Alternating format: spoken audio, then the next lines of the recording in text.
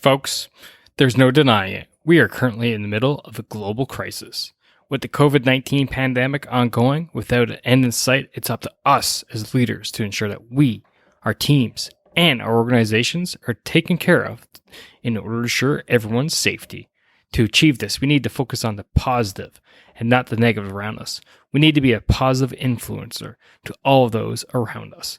Today, my guest Glenn Parker and I discuss topics such as the inspiration behind his book, what a positive influence leader actually is, 4 different styles of positive influence leaders, what characteristics are required to be a positive influence leader, amongst other topics.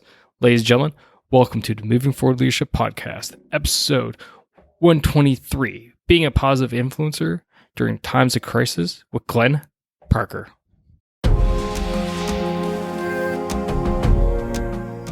Welcome to this episode of Moving Forward Leadership. Stick around and learn how to achieve, excel, and become a leader that people willingly follow. Lead, don't boss. And now, here's the host of our show, Chief Leadership Officer, Scott McCarthy.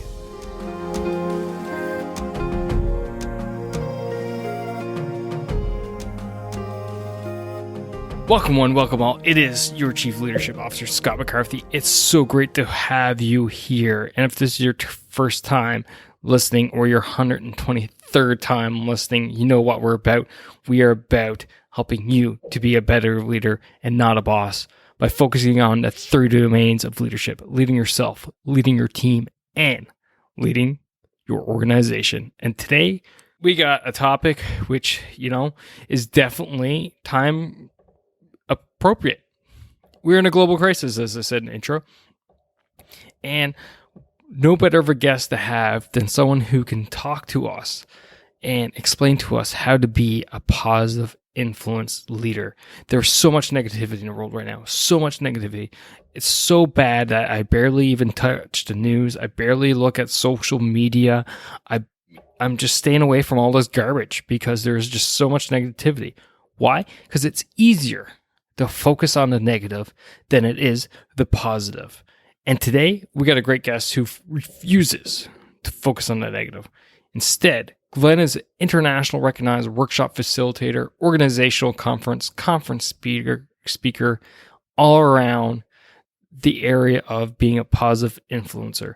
His book, The Positive Influencer, which you can check out in the show notes, is just one of 16 books that he's written or co-authored.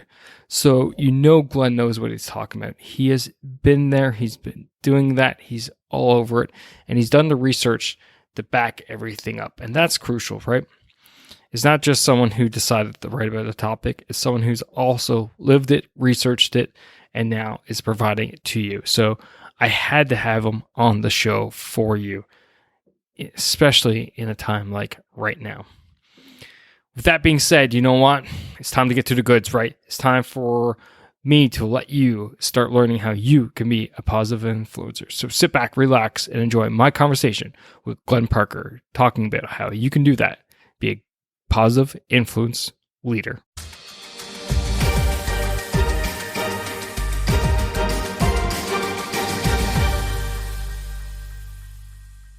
Glenn, welcome to the show. It's so good to have you here. Thank you very much, Scott. Looking forward to it. So I've listened to some of your podcasts and I enjoy them, and looking forward to this one. Awesome, great to hear. So we're here talking about a book that is not released yet. It's soon to be. Yes. What I always like to know before we really get into diving deep into the book was, what was the inspiration behind it in the first place? What got you and your partner to go, hey, let's write this? Yeah, well, thanks for asking. Actually, let me just tell you about a personal experience of my own positive influence, kind of very, very early in my life. So it's my first job out of graduate school. My first boss, Larry, my first performance evaluation meeting. And so we're going through the process. And I have to tell you that my job at that time involved pretty much looking up information and writing reports. So it was not especially interesting, but Larry seemed to think I was doing a good job. So the meeting's going well. He's happy with my performance thus far. We get to that point in the performance appraisal where it talks about your development plan. Now, I had seen the form, so I was prepared in advance. He said, Glenn, what do you see in the future? What would you like to be doing or doing differently? So I had seen the folks across the hall seem to be having a lot of fun. They were going, sort of around the country and around the U.S. and into Canada, as a matter of fact, doing leadership training. And I said, and they always seem to come back with these great stories about things that happened. And I said, Larry, I think I'd like to see if that might be something that would be good for me. Could I observe a class? So he said, well, Glenn, as a matter of fact, I'm actually traveling down south next week, and I'm going to be conducting a couple of workshops, and, you can come with me. He said, the one thing is, though, that I really can't justify your travel expenses unless you conduct some of the training. So I start to panic. I said, Larry, I don't know anything. How can I teach something? So he says, don't worry about it. We'll figure something out. And he did. And I did. And I did something in both of the workshops, and it went well. And I said, yeah, this I like. I can do this. And that was a game changer for me, Scott. I completely turned in a different direction and saw that learning and development training, leadership training was where that was my purpose in life. That's what I should be doing. That was, my true north.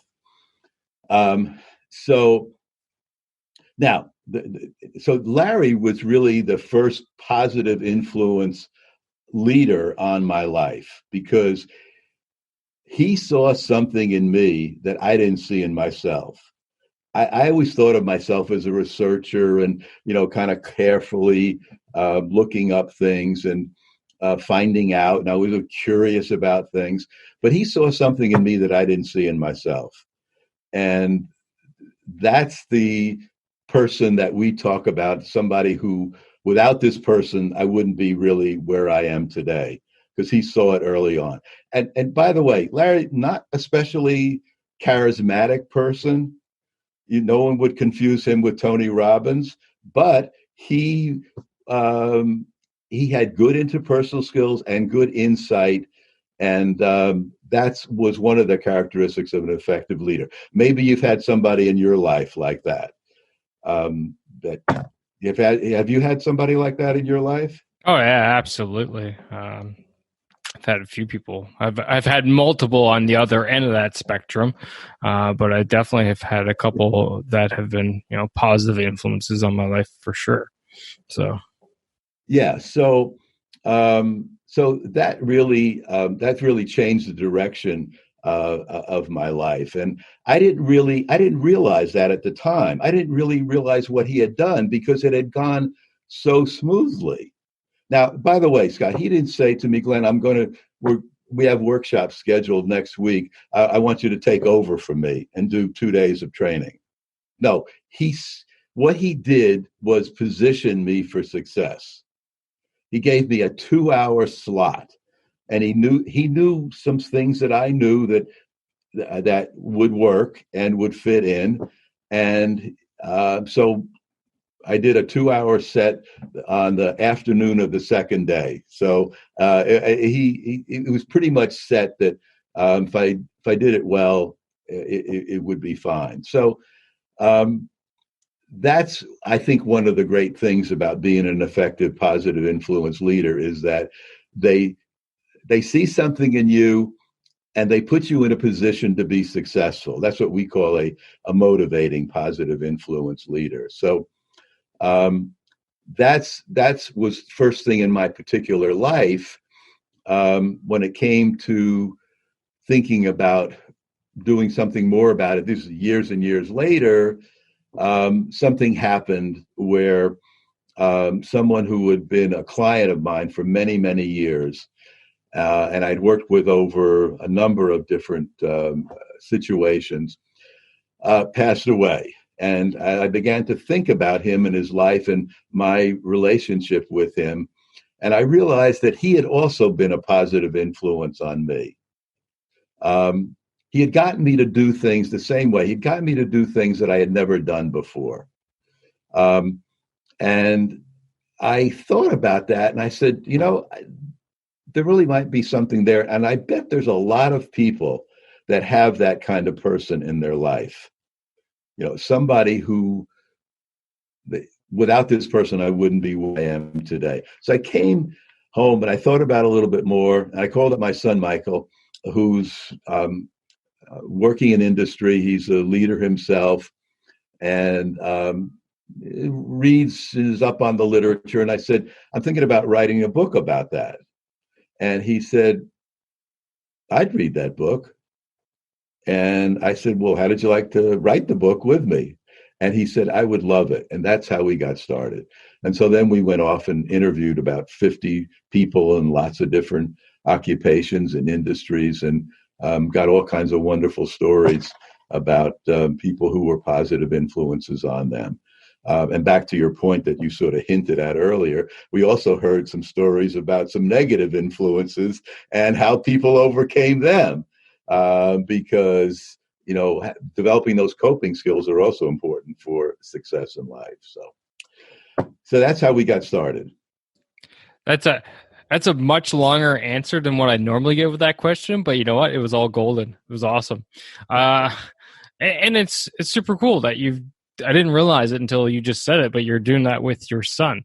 Yeah. What a great father-son thing. Obviously, I won't be writing any books with my 5 and 20-month-olds anytime soon, but still, it's pretty neat and something to look forward to for sure. I wish it for you. Yeah.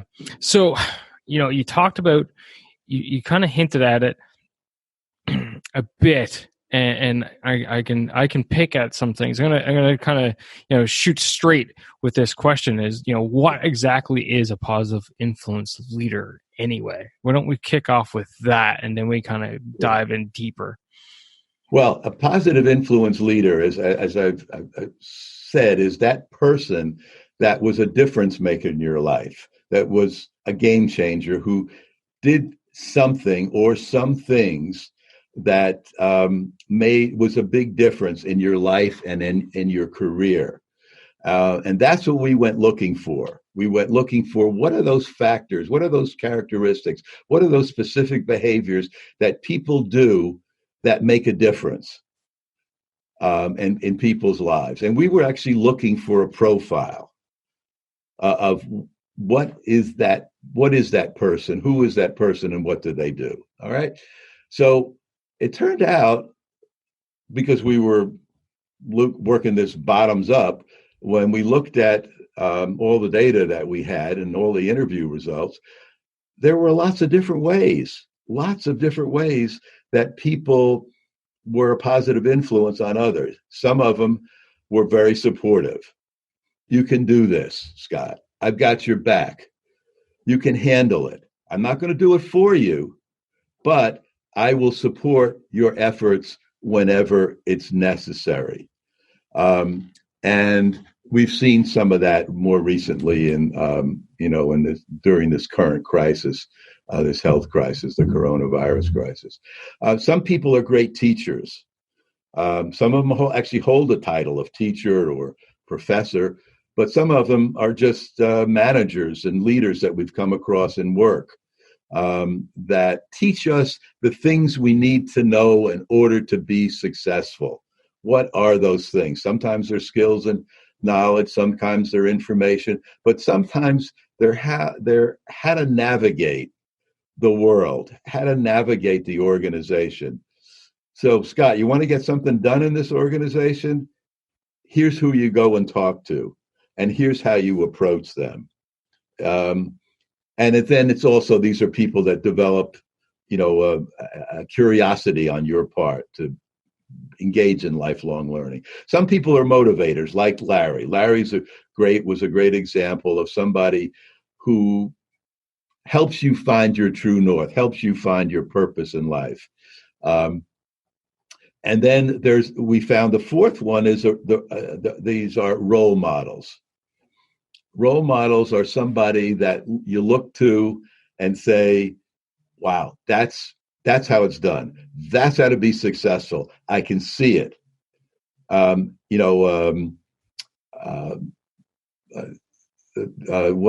her name? The tennis player, Billie Jean King. She always said, if I can see it, I can be it. If I can see it, I can be it. And then she saw Althea Gibson play tennis and saw what she did to be a difference maker, not only as a player, but as an innovator.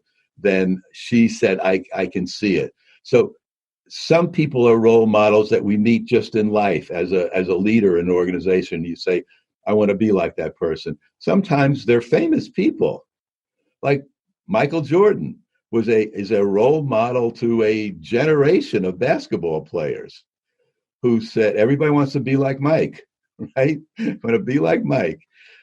Now, the people who are really smart and looking at a role model will say, maybe I don't want to duplicate his jump shot, but what I want to duplicate is his work ethic, because he puts the work in to be successful.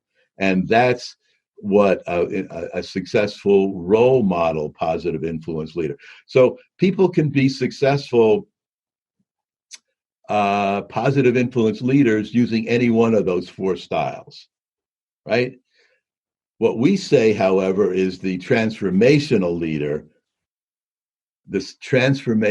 the one who steps up and has the ability to use any one of those four styles as necessary, as you need it, or as the situation requires. And they're in other words, they're situational. They say, okay, at this point, this is what Scott needs. This is what would be helpful to Scott, and then I do it, because that's what the really effective, what we call transformational leader does. So those are the four types, those are the four styles, and that's how we came to it, just by realizing that there's lots of different ways that you can be a great leader and a positive influence on people. I totally agree with all of that, and I love the examples, and I've seen that in my career, and I've seen the opposite ends of obviously in my career as well. Now, in your research, did you find that there are some common characteristics of these leaders throughout, or characteristics of positive influencer leaders throughout? And if so, what would those be? Well, each of the four styles has your own unique sort of characteristics. So if you're a supportive leader, you do those various things that I described. Same with the teacher, the motivator, and the role model. They have these common characteristics. As I think about, and I've been thinking about this a lot, as I'm sure you have too, the current crisis that basically the world is facing. Obviously, here in the United States, it's a lot more dramatic and a lot scarier. How does a great leader handle a crisis like this? And we've been thinking about that and applying what we think makes for an effective positive influence leader. And we've seen certain things that are really necessary to be that great crisis leader. And that is first of all, to be open and authentic. You got to be real. All right. This is unprecedented. So here's what I'm going to tell you as a leader, which is, this is what I know right now. This is the situation as I know it. I can't guarantee that it might not change as we get more information. But as soon as I know it, you're going to know it. So I don't try to sugarcoat it. I don't try to minimize it. I don't kind of deny it. I don't kind of deceive you. I tell you the truth in a way that as I know it thus far. But I'm also realizing that that may change. Um, I think the person also has to be clear and specific. This is what I know, and here's the specific information for that may help you. For example, within he's become sort of a folk hero in the United States, Dr. Anthony Fauci, who has been, what he has done is he's taken very complex medical information and put it in a language that the rest of us can understand. And that's a tremendous skill for a leader. Not everybody understands, not everybody has his experience in pandemics and epidemiology, but he can take that information and explain it to you and I. In fact, he's now they're putting him on Instagram and on YouTube, explaining it to the younger generation because they need to understand what's going on also. And so that's another thing. I think another issue for another requirement for an effective leader during this time is listening, because people are concerned. It's a whole new work environment. People are working remotely when they can. Hopefully, when they have work, they're working remotely. Michael, my son, I talked about, he is working from home now. His office is in New York City, but he's working from home, and it's a whole new ball game. And so people in these situations need to listen. Leaders need to listen and understand what people are going through. Is the technology working? The remote technology, is it working for you? How is it working from home? This is a whole new work environment for people. Are they able to manage and get the work done and still manage their home life, because kids are home from school and spouses home from work, and it's a whole new ball game. So being able to listen and understand, and many of the organizations are holding all hands town hall meetings with all employees to bring them up to date on what's going on, and also to listen to what the employees are saying. This is how it's going, and here's what we're hearing from our customers. Here's what we're hearing from our clients in the field that you need to know about. So to be open, to listen, and to respond. Okay, I hear what you're saying, and here's our plan of action to address it. Another important leadership characteristic during this time is walking the talk. Okay, this is what I said I'm going to do, and we're going to be watching very closely. Do you actually do what you said? You said we're going to be very customer oriented. I want to see you be very customer oriented. So are you the real deal? Do you walk the talk? Extremely important. We had just a recent example of this about 2 years ago.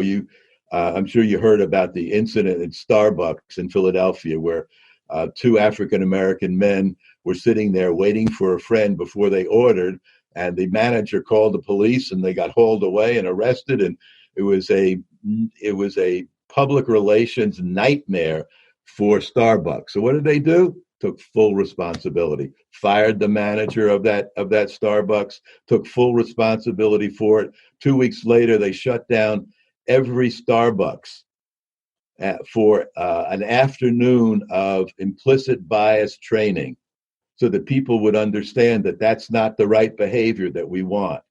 That's walking the talk. Because why? Because their primary value as an organization is, this is a warm and welcoming place for everyone.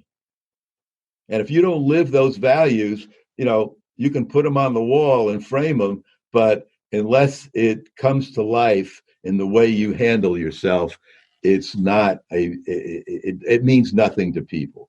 And I guess the final thing I think that it's kind of important is that when you're in a crisis situation, you have to realize that this may happen again, not necessarily at the same severity or the same type, but we've had financial crisis in the past. We've had health crisis in the past. We've had product recalls. We've had customer issues in the past that become a crisis, if not for the country or for an industry, for an organization. How do we handle that? What did we learn from this crisis that we may apply to how we handle things in the future? What we call, and I'm sure you're familiar with this from your military background, an after-action review. What did we learn? What did we do well? What didn't we do well? What might we change next time? And now, in this particular crisis, what are some of the things that we did during this crisis that worked out really well and we should incorporate in how we do business in the future? Like this remote working. Maybe we can save a lot of money on real estate costs by not having such a big office in such a big place, or fewer people coming in the office. Maybe a lot of business can get done remotely as people become familiar and comfortable with the technology. This is what Michael has been telling me, is that as people get familiar with the technology and use it well, they realize that they don't have to, a lot of the face-to-face meeting is not necessary. Be saving a heck of a lot of money on travel expenses to go to meetings around the world, conferences and the like. And in many ways, people are more productive. For example, Michael is telling me I spend 15 hours a week commuting to work. And that's if everything goes well.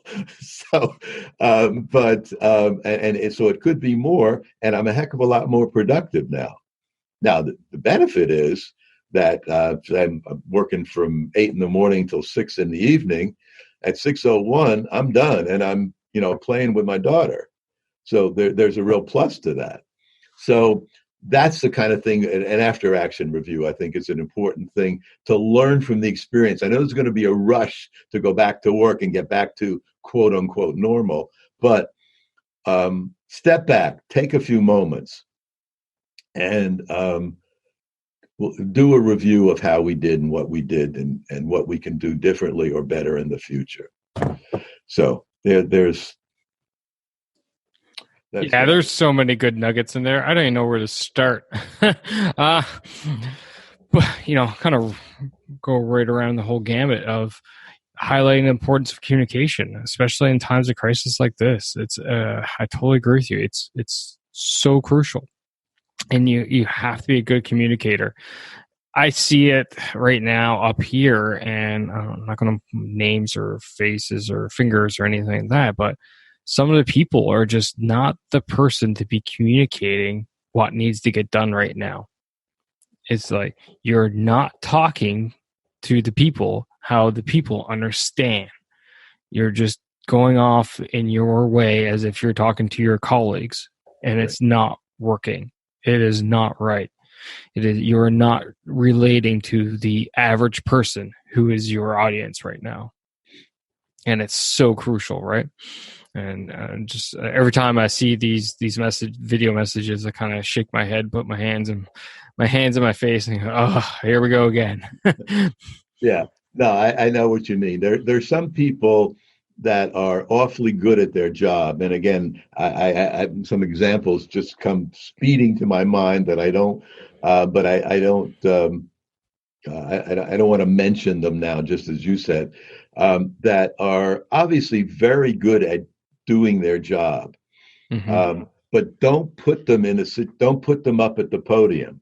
Right. Yeah. Don't put them in front of a camera, because that's not their strength. That's not their forte.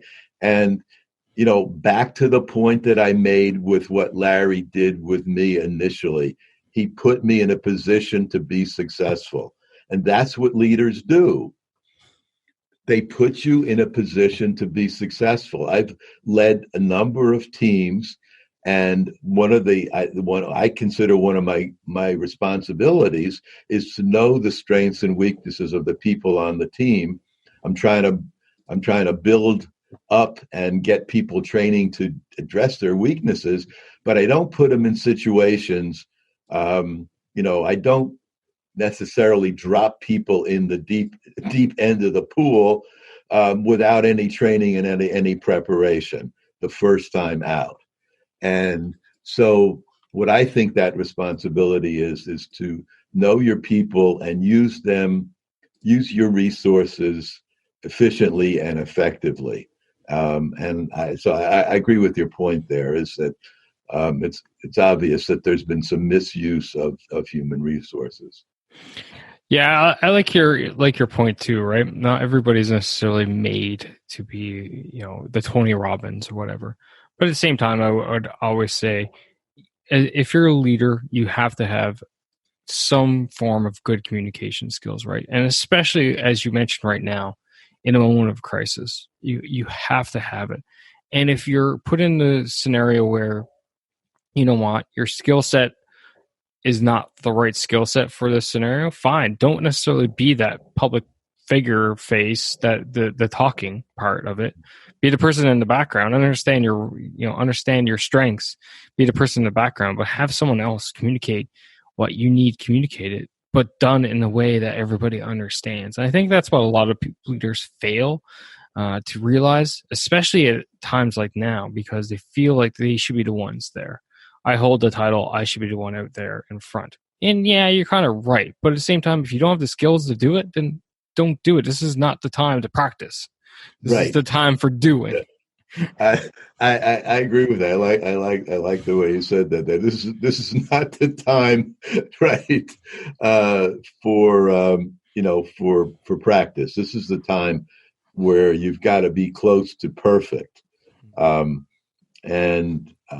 So because people are looking to the leader to provide that kind of clear communication. This is what I know at the moment, and I'm going to make that very, very clear to you and in language that you can understand. On the other hand, I also want to listen to you, to listen to what you have to say. Because what I've noticed in observing leaders, and I'm betting you have too, is that listening is a rare skill. They're often talking more than listening, and when you see a good listener, they stand out because it's somewhat rare. Tell me what you think. I want to hear what you have to say. What are the issues that you're facing now working remotely? I was talking to a leader in an organization a couple of weeks ago, and when they first started, having all hands virtual meetings, there was some issue with people working from home. And so as a result, they wanted to make sure that the technology worked first. So they needed to get the technical stuff done before you could even get to the interpersonal stuff, and to have the virtual happy hour that a lot of companies are doing now. And so that's the first thing. And then to the, how is this working out for you? And I want to hear, because some people, for some businesses, the work is really ramped up. I mean, just the technology we're using here, Zoom, look what's happened to that company and that technology.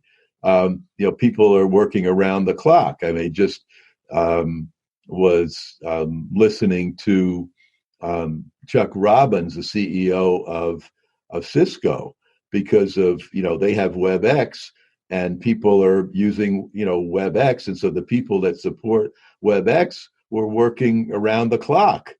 So, it's a crazy world now where some people are out of work, many people are out of work, and some people are working, double time because of the industry and business that they're in. So, but yes, the leaders have to be listening to that and making adjustments based on that, because otherwise you don't know what the heck is going on. The top is the loneliest place. Colin Powell said that once.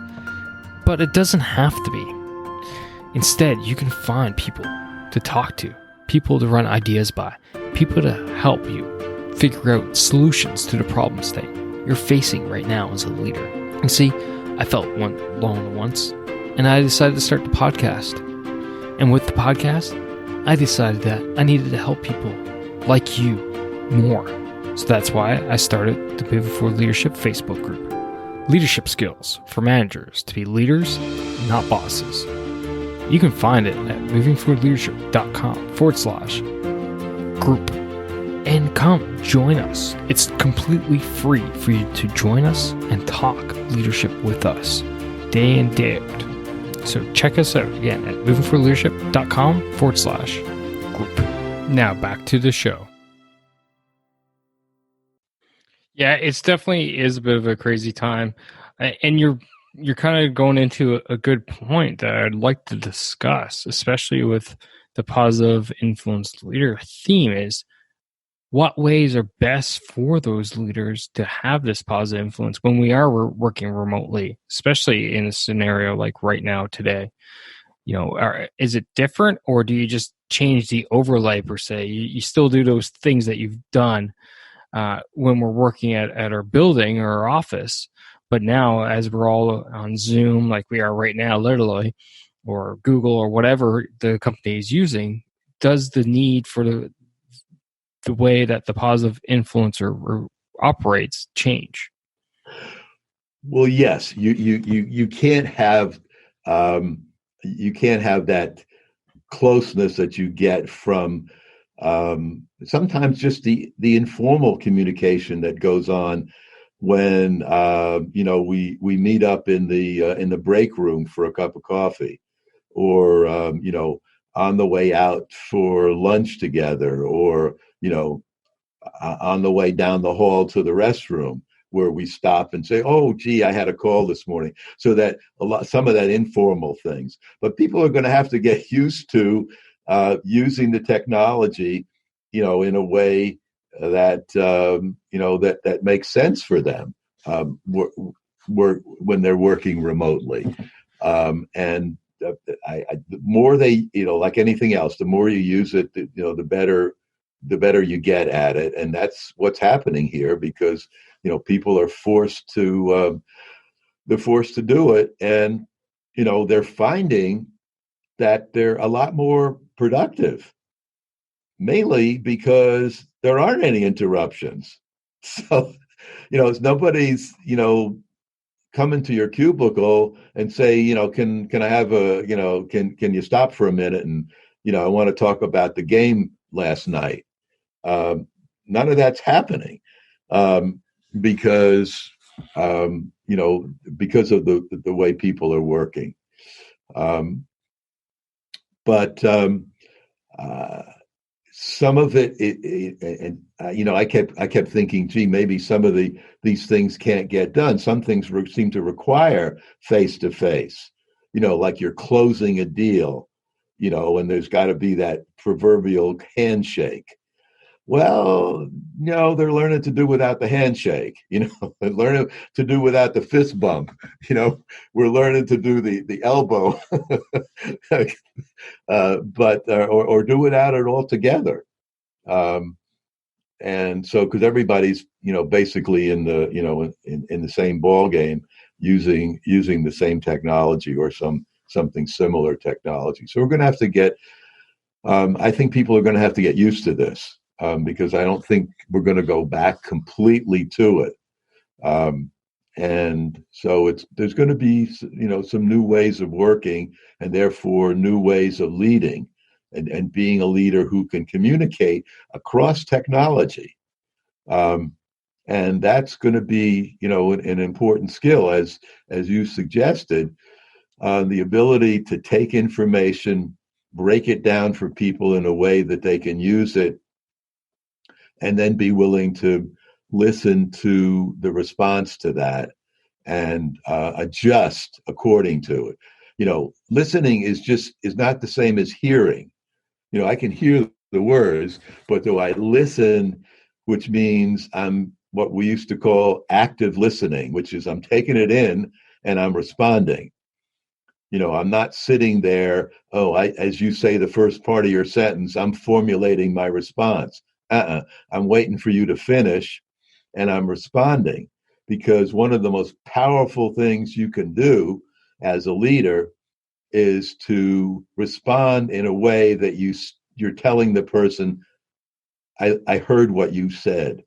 I understand what you're saying, and I'm responding that way. That's probably one of the most powerful things that you can to say to people. And what I found over the years, Scott, in working with teams, that's most of what the work that I did was with project teams and development teams and the like, is that the leaders who were most successful were leaders that were good at two things. They needed to be good technically and scientifically.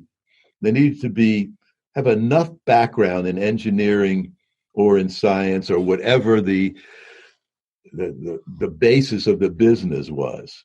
They didn't have to be the smartest scientists in the room, and I worked a lot in the pharmaceutical industry. They didn't have to be the smartest doctor or the smartest scientist in the room, but they had to have a good working knowledge of the science or the engineering. A working knowledge to the extent that they could ask questions, that they knew if something just didn't look right, smell right, feel right, enough to ask questions. And the second part of it was, did they have the good team development and interpersonal skills? What I referred to earlier, good communication skills, good ability to run a meeting, effective meeting management skills, effective relationship management skills, the ability to relate across the organization, not just down and up, but across the organization to stakeholders that were important to the business and to this particular team. So where most people broke down was in the interpersonal area. They lacked those skills.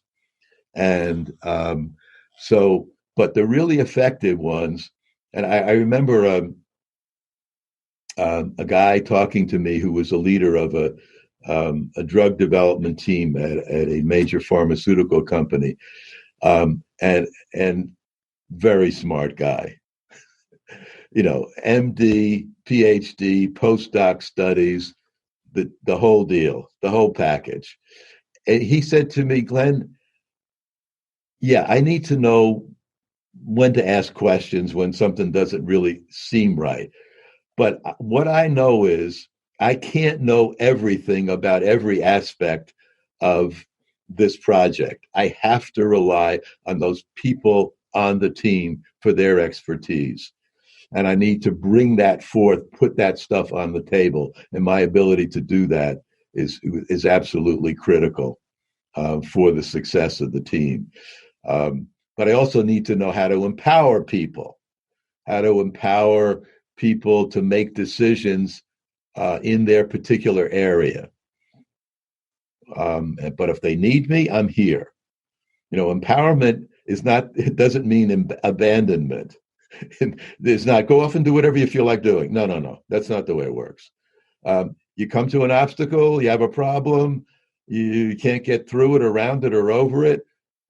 Maybe I can help. Maybe I can move some things around. Maybe I can move some people around to get the job done. I'm not going to leave you out there on an island.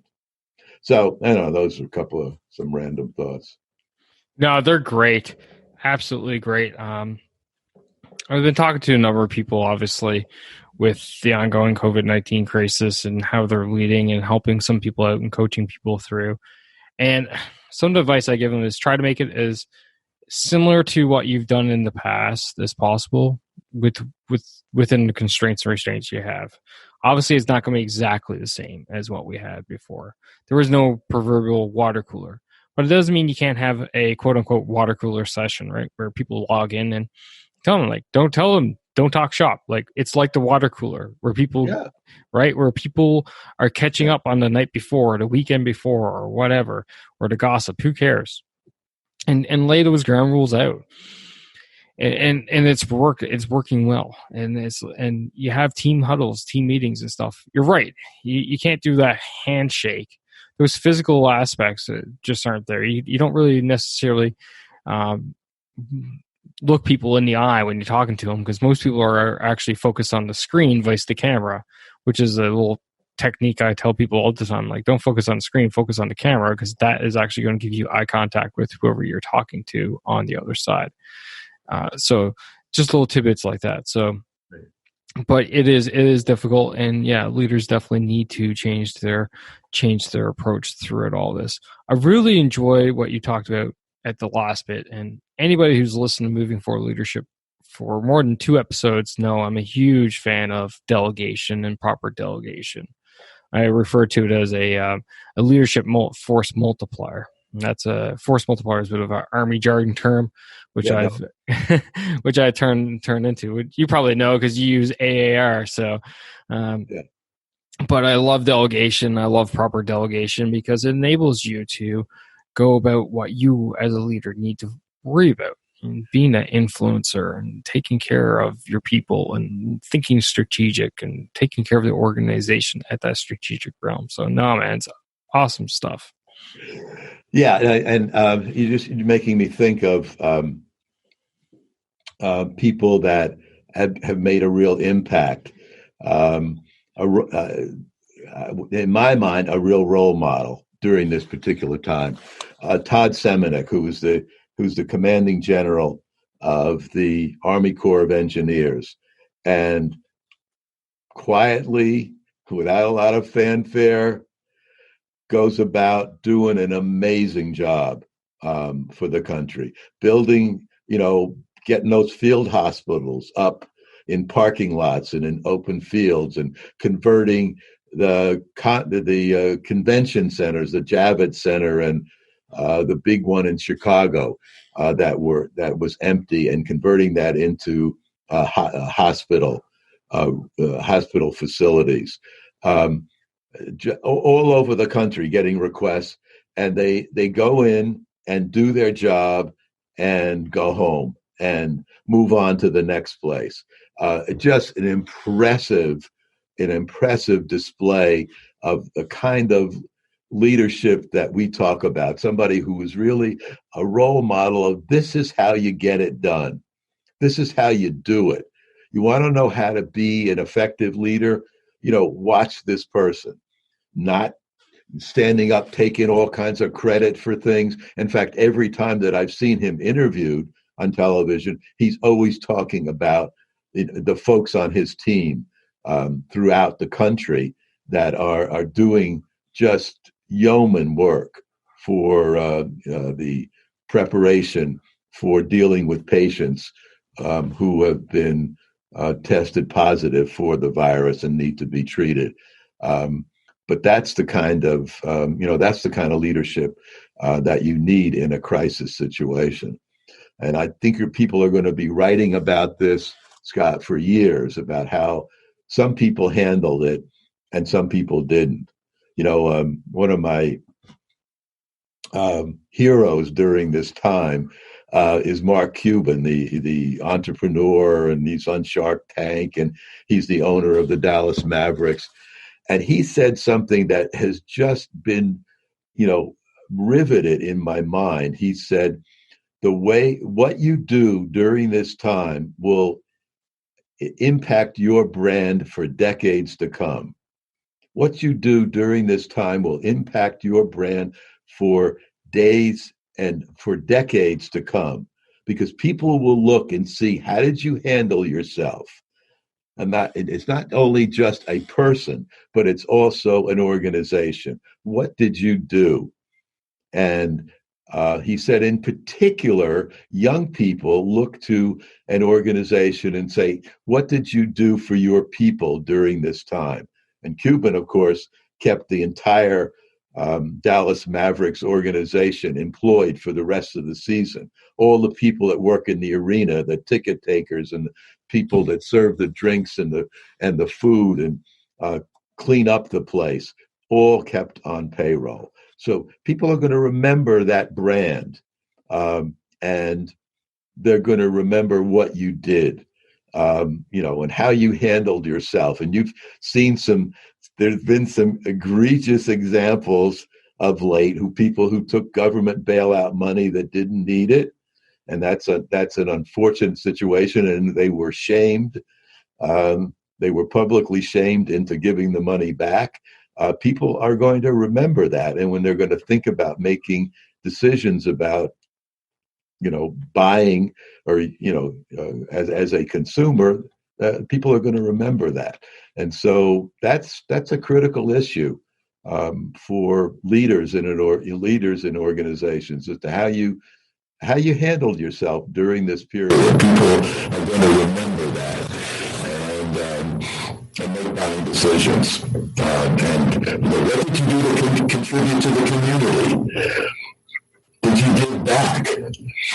Did you convert, if you had the opportunity and had the facilities? Did you convert your manufacturing process to produce PPE and ventilators and masks and gloves and things of that sort that are needed right now? And that's people are going to remember that kind of leadership or lack thereof. So you got me on a soapbox, Scott.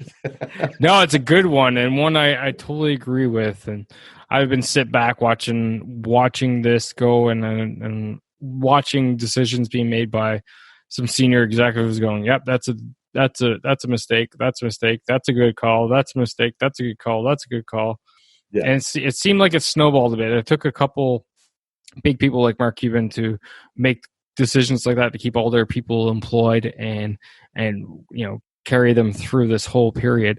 And it seemed like more and more companies and organizations started finding ways to do it. And I put out a bonus episode where I talked about it and said, well, if you're not in a position as a leader to, maybe you're not in a position that you can do that. Not every organization, not every company is in a position where they can go ahead and pay their people, even though the place is effectively shut down. Well, you know what? You can go out and find all the information for them regarding the benefits that the governments are putting out, right? And take care of them that way. At least you're doing something. It's better than nothing. It's not as good as what Mark Cuban and company are able to do. But if you're not able to do that, at least you can put your hand on heart and say, I did something. I found the information for them. I informed them. Here, this is what you need to do to get a hold to these benefits so that you're taken care of. Yes. Right. I think that's a great point. That's do what you can do in a positive way during this time. That's a great point. Thanks for pointing that out. Awesome, Glenn. This has been a terrific show, terrific interview. We're going to start winding down now, but before we wrap up, I got a couple last questions for you.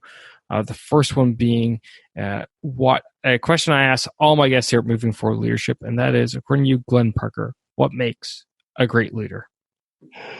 A great leader has has clear goals.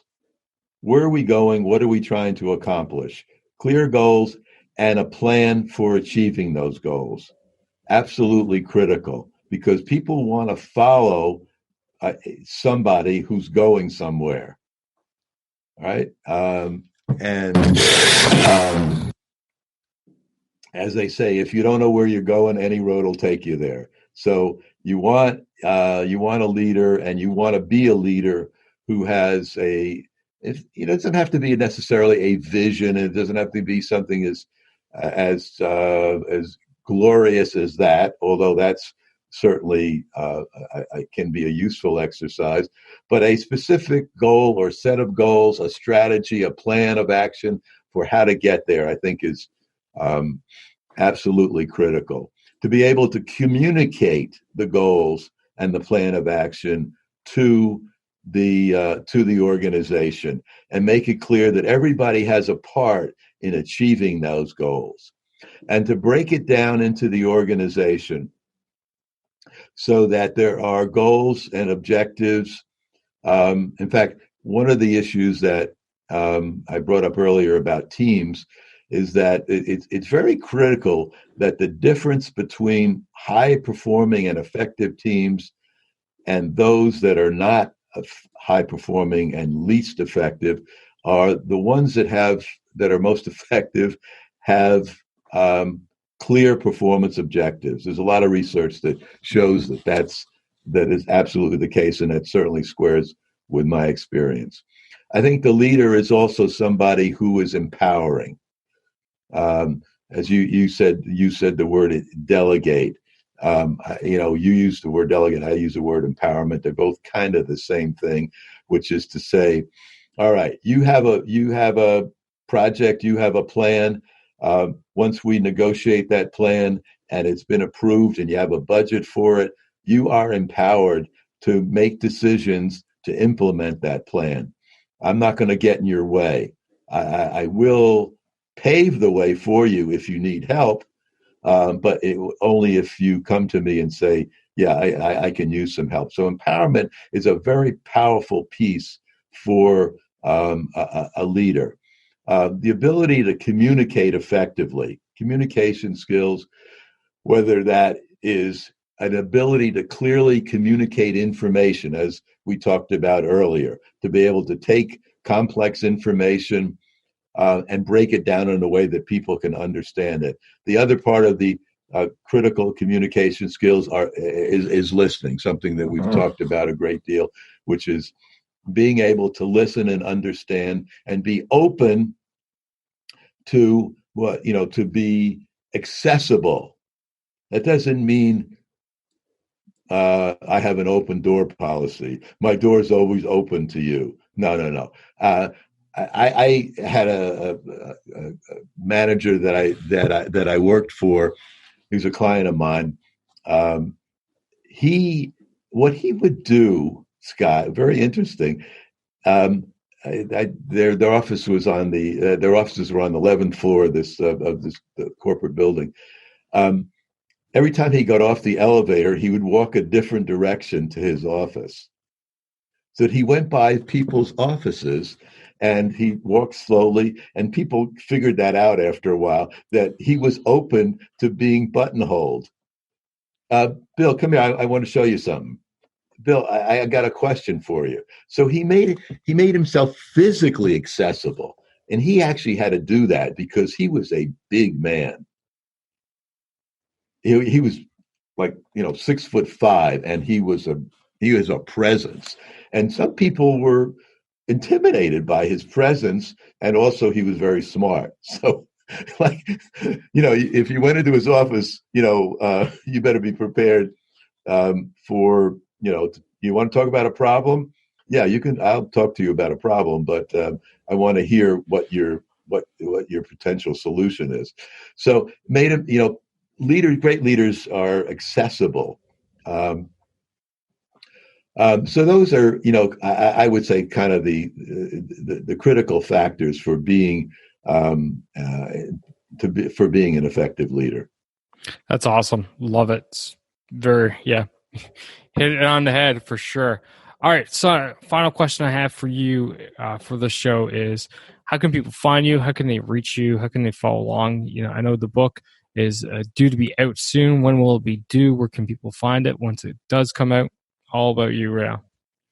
Okay, well, thanks for asking. There's a website that's up now. It's www.thepositiveinfluenceleader.com. Thepositiveinfluenceleader.com. The book is already up on Amazon for pre-publication orders, discounted because for pre-publication orders. The book will be out in mid-September. You can also find me, Glenn Parker, on LinkedIn, where we've been posting a lot of things about positive influence leaders. A number of articles are posted up there that I think people may find interesting as well. And always for the listener, it's easy for you. Just go to the show notes for this episode, and all the links are there near the bottom. Glenn, thanks for coming out. Thanks for taking time. It's been a pleasure. It's been an honor. And listen to all that you got to say. The audience has definitely gotten some out of this.